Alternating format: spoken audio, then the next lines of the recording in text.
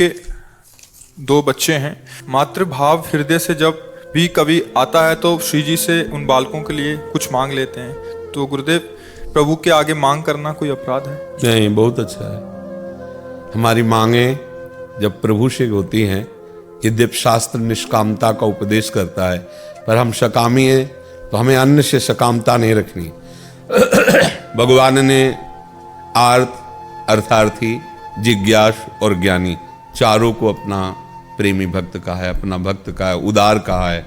कितने वो कृपालु हैं कि आप उनसे मांगो भी तो अपना प्रेमी मान लेते हैं, वो उसकी उदारता मान लेते हैं कि हमसे वो मांग रहा है। प्रभु से जो मांग की जाती है वो ऐसी होती जैसे वैद्य से हम कुछ मांगे, कुपथी मांगे और बहुत हट करके मांगे तो पहले तो मना करेगा, अगर हम ज्यादा हट करें तो फिर वो शोध के देगा जिससे तुम्हारा रोग का शमन होगा और नुकसान नहीं करेगी। वो ऐसा बताएगा कि दही तो खाना, तुम हट कर रहे हो, अच्छा दही में अमुक पदार्थ मिला करके खा लीजिए।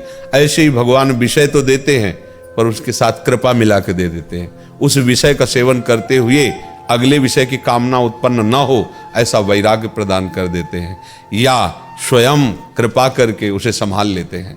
भगवान से विषयों की मांग करना भी मंगलमय हो जाता है, किसी भी तरह से कोई प्रभु से जुड़े। जैसे भगवान ब्रह्मा जी ने आदेश किया करदम जी को कि जाओ सृष्टि सेवा करो, विस्तार करो। सृष्टि सेवा के लिए ब्याह जरूरी है। अब उन्होंने 10,000 वर्ष तक आराधना की भगवान श्री हरि की।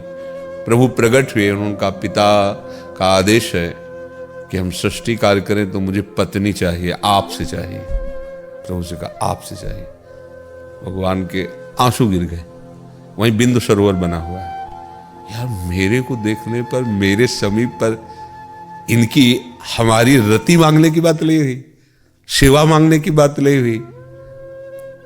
प्रभु ने कहा आदि सम्राट महाराज मनु की पुत्री देवहूति परसों आ जाएंगे लिवा करके, तुम उनका वर्ण कर लेना। आदि सम्राट महाराज मनु की भगवद आराधना करके पत्नी को मांगा तो भगवान बिना मांगे पुत्र बन करके आ गए कपिल रूप में और संभाल लिया। अगर भगवान से विषय भी मांगे तो वो कृपा करके संभाल लेते हैं। अगर स्वतंत्रता से विषय की तरफ हम बढ़ेंगे तो राग रूपी जहर हमको मार देगा।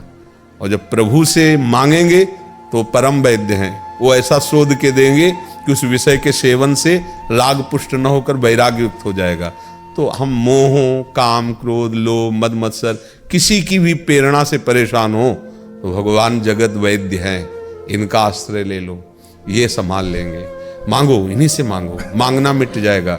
ये ऐसा दरबार है कि मांगना मिट जाएगा। ये जो भिखमंगापन है ना, ये दे दो वो दे दो, मिट जाएगा।